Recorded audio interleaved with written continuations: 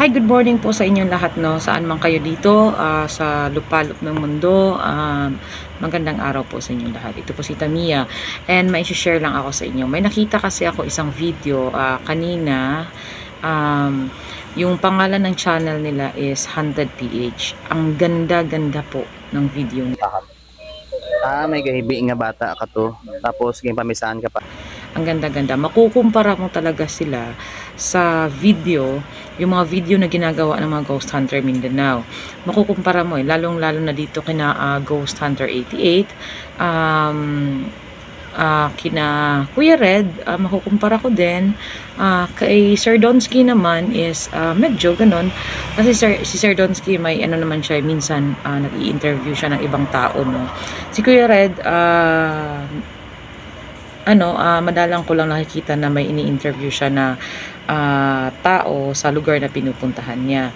And nakita ko itong grupo na ito, Haunted PH po yung pangalan ng channel nila, no.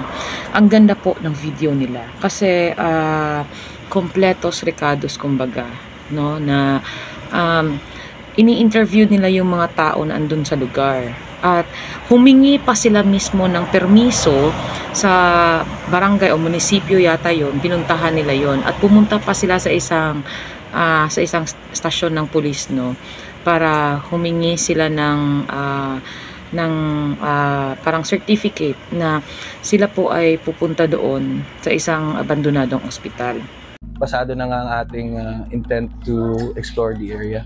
So, ayan, thank you po. Okay. Kasi ito na yung ating letter. Napirmahan na nga ng ating beloved mayor ang permit. letter of intent namin So, na pasukin at imbestigahan ang lumang ospital. kasama ng ating mga tropa from tourism. Gio and Cyril. Ayun. And si Sir Sapio. Ayun. So, ayun guys, naghihintay lang tayo ng signature from the chief.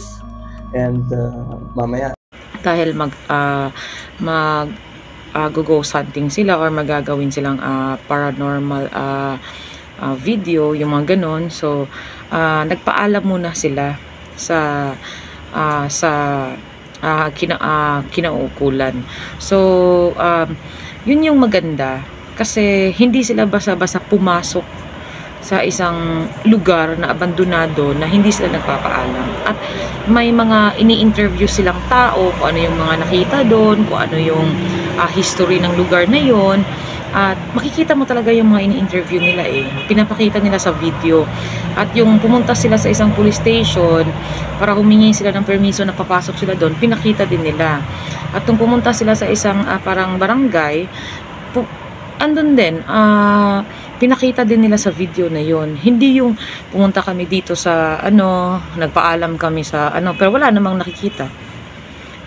Yung mga sinasabi minsan ng mga Ghost Hunter Mindanao na kasi may nakausap tayo, no, pero wala namang kinausap, wala namang nakita sa video na kinausap.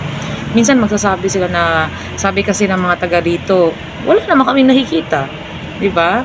Hindi niyo naman sinishare sa amin yon. Diba? Paano namin malalaman kung totoong may kinausap kayo? Diba? And yun yung maganda Kung makikita niyo yung mga international videos din, yung mga nagpa-paranormal video and nag-ghost hunting international, makikita niyo sila may pinipirmahan silang kontrata na kung anong mangyari sa kanila dyan sa lugar na yan, labas na doon yung may-ari ng bahay. Diba? And basta may pinipirmahan sila mga kontrata, mga certificate, kumbaga kung ano yun, no? Wala akong alam sa mga ganyan So bobo ako dyan yun. And so ganyan kasi yung maganda, hindi yung papasok tayo sa isang lugar, bubuksan natin yung pinto na wala naman tayong paalam. Diba? Mahilig kasi kayong pumasok sa mga abandonadong bahay na mga kubo. Ewan ko kung saan nyo yan, kung kailan nyo yan dinadaanan dyan, o nakita nyo lang ba yung kubo na yan, nakita nyo lang ba yung bahay na yan, at pumasok kayo. Lalo na yung video na bahay, na may bahay, no, na pinasok ninyo, na yung sabi ninyo parang na something, may, hindi yata pwede sabihin dito sa YouTube, no, yung, may pinatay na buong pamilya. Tapos bigla niyong pinasok yung bahay. Ewan ko kung nagpaalam ba talaga kayo doon, kung totoong nagpaalam ba kayo. Siguro kung nagpaalam naman kayo, sana pinakita niyo din sa video ninyo na nagpaalam talaga kayo, 'di ba? Para mas maganda. Para walang madaming cheche boreche na mga nasa comment, 'di ba? And panoorin niyo yung Haunted PH. Napakaganda nung video nila, yung abandoned hospital, pumasok sila doon. Nanood talaga ako, nakasubscribe ako kanina sa kanila, nagsubscribe ako. And maganda talaga yung video. Wala akong masabi kasi kompletos recados talaga yung video. Hindi yung muraga ni kagatagna-tagna na lang na nananghid na sila dinha ni sulod na sila dira. Kung sa Tagalog pa is nagpaalam kaya itong mga to na pumasok sila dito. 'Di ba mga Ghost Hunter Mindanao? Parang ano kasi, parang nakakabwisit lang yung ganun, yung lagi yung sinasabi na sabi kasi nila ganito, may ganito, may ganyan dito, may ganito dito. Wala naman kaming nakikita ini-interview ninyo. 'Di ba? Tapos yung video ni Beams kanina, nagko-comment ako sa premiere ni Sir Bungo. Nabibwisit talaga ako sa video mo, Beams, sa totoo lang. Pasensya. Okay naman yung quality ng video mo, pero yung mga pinagsasabi mo kasi sumusobra na eh. Ginagago mo na yung mga viewers mo, 'di ba, Sir Beams? Kasi the way ka magsalita, halatang-halata po na nagsisinungaling kayo. Kasi kung totoong may nakita kayong ganoon, hindi ganyan ang initial reaction ng isang tao. Matatakot yan, tatakbo yan. Hindi ganon yung reaction. Kahit pa sabihin na nag-ghost hunting kayo. 'Di ba? At saka hindi naman yung ghost eh. Hindi na akma doon sa titulo ninyo na Beams Ghost TV. Hindi naman yung ghost eh. At saka ano yun, Shokoy? May Shokoy ba sa Sapa? Eh kung meron siguro, no, pagpalagay natin meron, ganun ba talaga yung kulay niya? Or ganun ba talaga yung itsura niya? Tapos yung ano yun, yung parang dugo na sinasabi ninyo, yung parang duga, ganun. Ano yung predator? Color green? Verde? 'Di ba? May ano na ba sa science na yun yung kulay ng dugo nila? Wala naman akong narinig na ganun o alam na ganun. Kasi Sir Beams, yung ano mo po, yung video nyo no, nakita ko kanina kay Sir Bungo, talagang nabwisit po talaga ako. Lalong-lalo na po pag naririnig ko, nag-explain ka. Kasi halatang halata naman po na nagsisinungaling kayo. Kaya it would be better na lagyan nyo po yung video ninyo na for entertainment purposes only. Para hindi po kayo nasasaway. Tularan niyo po yung Ghost Hunter PH. Ghost Hunter PH tuloy. Yung Haunted PH. Maganda talaga yung video nila. Haunted PH. Nasa ano sila, pumunta sila sa isang abandoned hospital. Tingnan nyo, makakapulot kayo ng ideya doon sa kanila. May in-interview sila, humingi sila ng permiso sa munisipyo, humingi sila ng permiso sa isang police station, nagpasama pa sila sa police, no, para pumasok doon, nagpasama sila. Pero alas 12 sila punto ng gabi pumunta doon para gawin yung activity nila. Alas 12. No, kasi nagpahinga pa sila, kumain pa sila. Syempre, nagbiyahe sila ng malayo. 'Di ba? So, yun yung magandang video na ganun. 'Di ba? Walang madaming tinatanong tayo kasi ano lang yung gagawin na lang natin, umupo, manood. Wala nang daming tanong-tanong, nagpaalam ba sila ganyan. 'Di ba? Kasi pangit naman yung ganun na papasok kayo sa isang lugar wala kayong paalam. So, siguro pagpalagay natin nagpaalam kayo, pero sana yung ini-interview ninyo yung mga tao, tapos may hawak kayong papeles na pinirmahan ito ni ganito para makapasok kami sa ganitong lugar, 'di ba? Mas maganda yung ganun. Para wala ding pagdating ng araw wala kayong magiging problema, 'di ba? Na ba't pinasok niyo to private property to. At saka yung sa bahay ng Black Lady, inuulit-ulit niyo lang 'di ba? Inuulit-ulit niyo lang yung mga ganon na video. Na bang ibang video na wala na ba kayong ibang ideya? Diba? Si Master Gala niya, laging nasa sementeryo, pero ang dami-daming nanonood sa kanya. Ilang oras lang ang dami nang nanonood. Bakit? Kasi, totoo yung mga video niya. Kahit ginasagulan, no?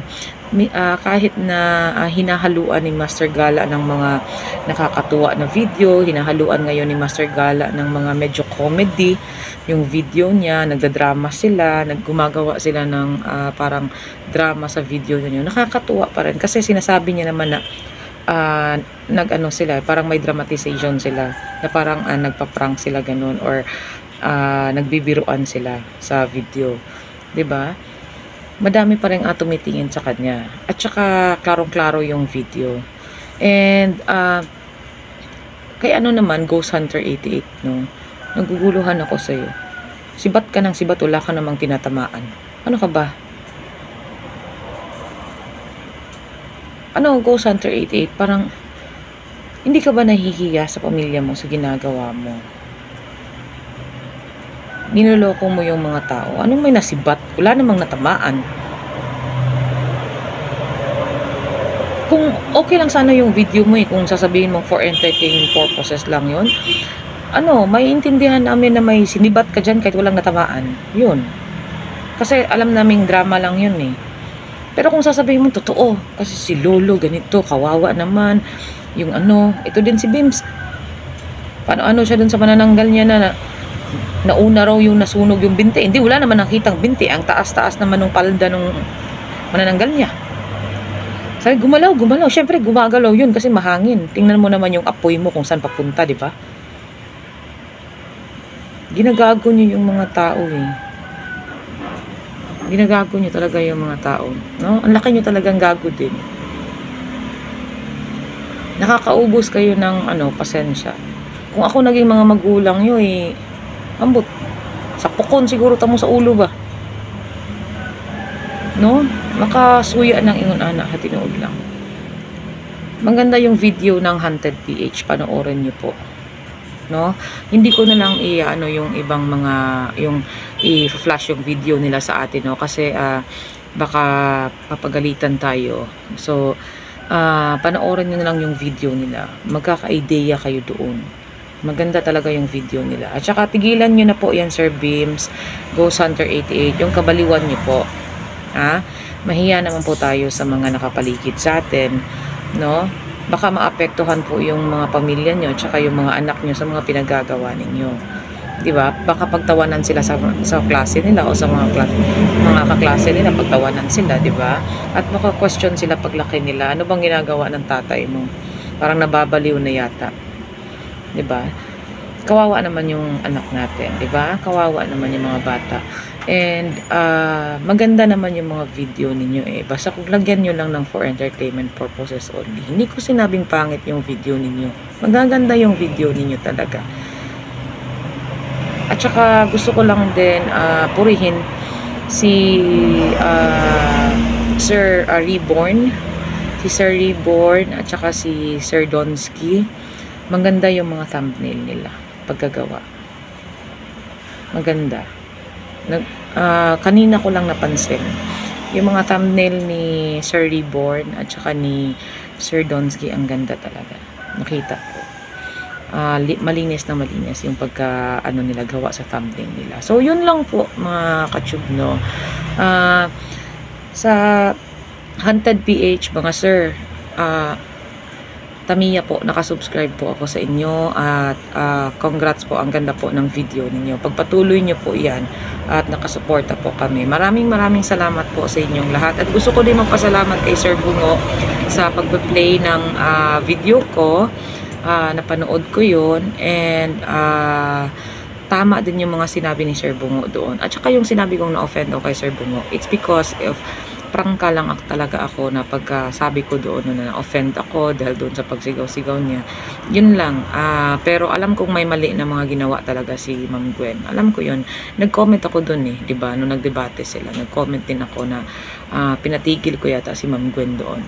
Tsaka Si Ma'am Gwen kasi doon din, medyo nairita din ako sa kanya kasi nga parang nagpapakyut na at pinapakinggan niya yung boses niya sa monitor pinapakinggan niya. Kaya natatagalan siya kapag nakipag-usap siya kay Sir Bungo, 'di ba? So, alam ko 'yon yung mga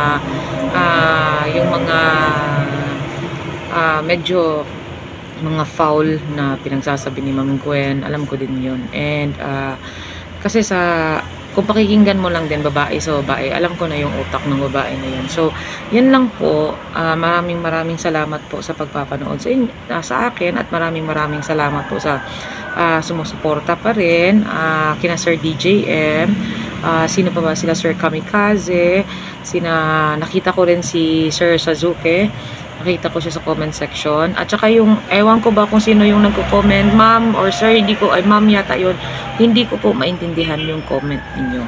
Ayusin niyo po yung comment ninyo. Hindi ko po talaga maintindihan. Di naman po ako bobo, pero hindi ko po talaga maintindihan yung comment ninyo. Ayusin niyo po yun. And yun lang po, no. Si Sir Joker, namimiss ko na. At saka si Ma'am, ano ba yun? Ma'am Lauren Canada ba yun? Vlogs na yun. So, yan lang po mga ka-tube, no. Sir Bungo, maraming salamat sa inyo, no. Natatawa kay Sir Bungo, laging kumakain sa sa set niya, kumakain, and may ininom siya. Commercial yan, Sir Bungo, commercial advertisement. Pang yan pang sponsor kumbaga. Yan, ganyan din siguro gawin ko, no. Nagkakape din ako, ito. Nagkakape ako. So yan, Nescafe. Ito kasi yung paborito ko, creamy white, no. Ito yung paborito ko. So yan lang po, mga ka-tube, no. So ito naman, wag niyo nang pansinin to. Alam naman siguro ng iba to. Ito yun. So yun, baka may diyan, pa-sponsor. Hindi pa tayo masa-sponsoran kasi konti pa lang tayo, 'di ba? So ano to? Ox bar. Watermelon berry. So, yun. Maraming salamat po mga ka-tube, and magandang araw po sa inyong lahat at pagpalain po kayo lahat ng Panginoon.